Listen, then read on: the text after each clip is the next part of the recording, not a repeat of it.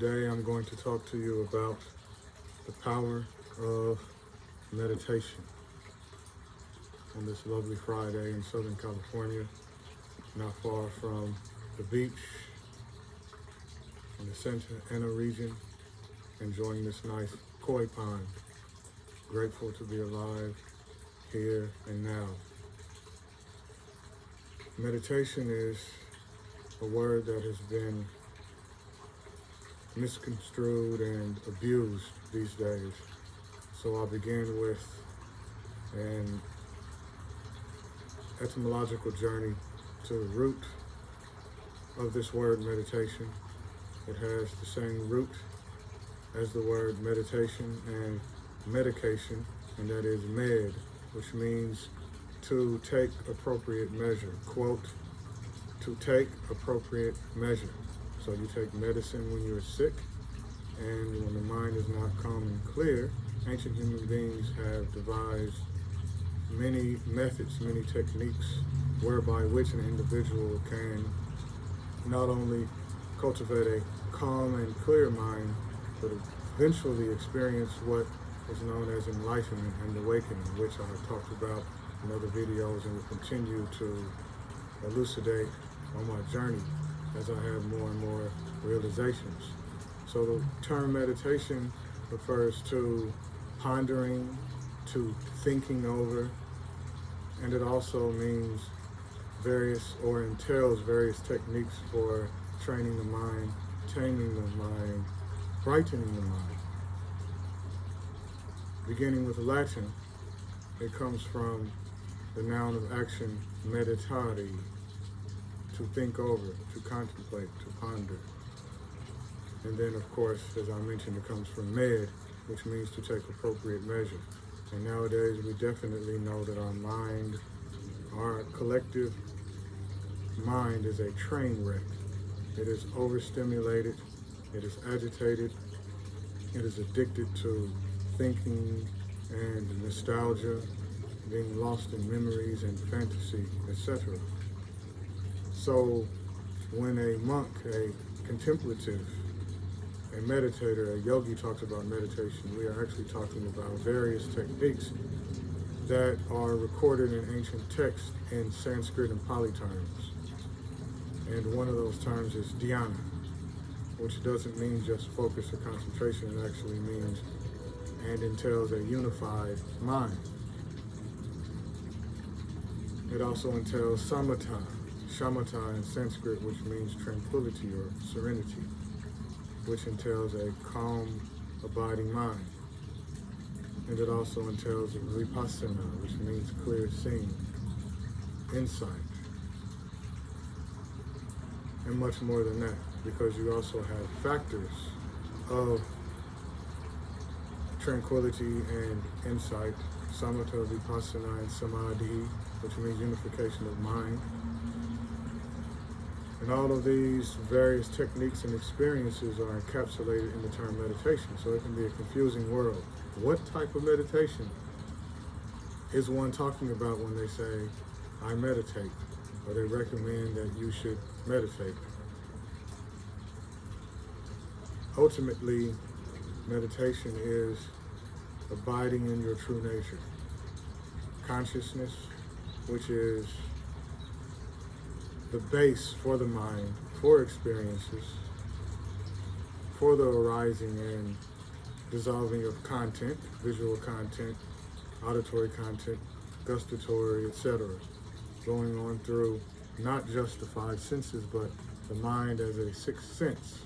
So the mind and its content, mental factors, also called mental formation.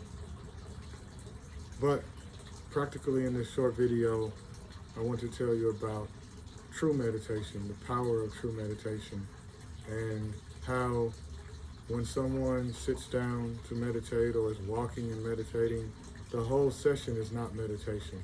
But through continuous practice, one can have an experience of true meditation.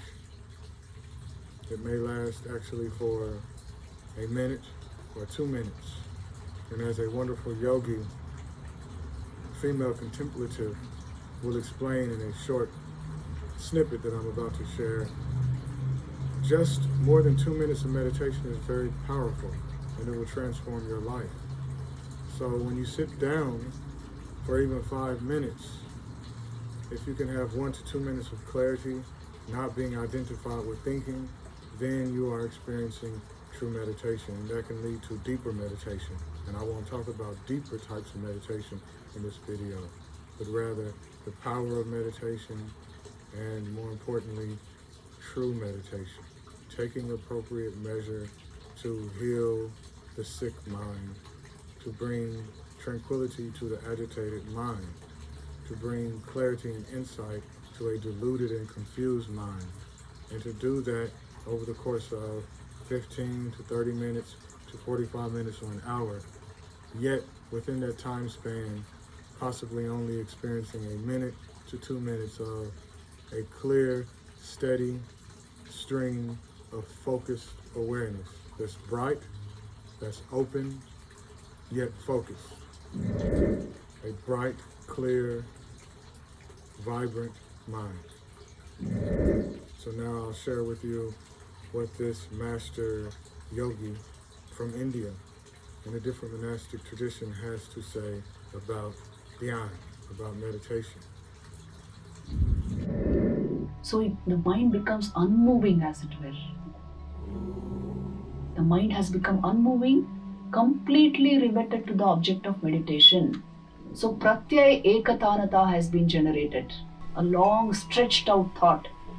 If you can maintain this state for a period of 144 seconds, you have attained the state of dhyan.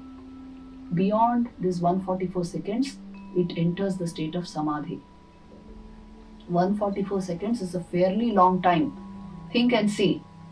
It is 2 minutes 24 seconds. If the mind retains the same pratyay and hardly modifies, then that is the state of meditation. You don't know the effect of this state on the mind. One bout of real meditation, it will transform your whole life. It is bound to transform your life, because this is the power of meditation. And so, as you've heard from the master yogi, even 144 seconds, 2 minutes and 24 seconds of sustained attention and focused bright awareness, that can lead to the deeper meditation known as samadhi, unification of mind.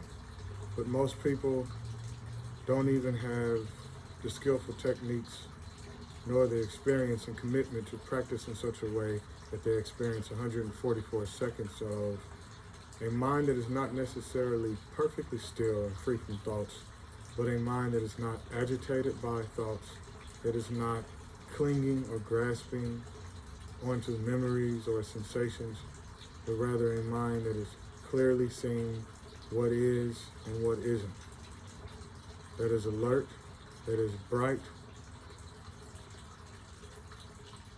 and that is experiencing temporary moments of liberation, because that is a taste of liberation as well. So don't burden yourself with thinking that you have to sit and have a blank mind, or thinking that if you don't have a mind free from thoughts that you're not experiencing meditation. Not being lost in thought, not being identified with thoughts or memories or sensations, simply being aware of what is arising and ceasing, what is appearing and disappearing on a momentary basis. And being able to do that without being lost, with a clear stream of steady, focused, yet liberated, bright awareness for 144 seconds, which is 2 minutes and 24 seconds, is the doorway to deeper meditation and is a glimpse into true nature or true mind. That is just the tip of the iceberg regarding the power of meditation. If you can only meditate for 5 minutes in the morning, or 5 minutes in the morning and in the evening, that's fine. But eventually you'll want to do more meditation formally, so that you will experience effortless meditation throughout the day. And I've talked about that in other videos So I leave you with an aspiration that all human beings live in harmony, that we master these ancient techniques and share them with everyone, namely the power of meditation and the art of mindful living. There will be more videos coming soon. I am not as active on social media as I was before because I want time to abide in silence and to have powerful realizations, to accumulate direct knowledge so that I'm not a robot, so that when I speak to you, I'm telling you what I know from direct experience, and that which you can know for yourself experientially. Peace and love. Be like the lotus that rises out of the murk, out of the mud, unsullied, as a beautiful spectacle for all those who behold it. No mud, no lotus, no suffering, no pleasure, no pain, no bliss, no confusion or delusion, no clarity of mind, no enlightenment.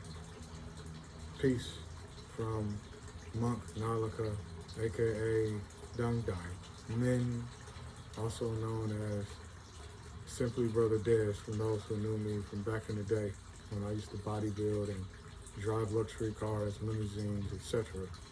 Be well, be happy, be peaceful, live harmoniously with other sentient beings.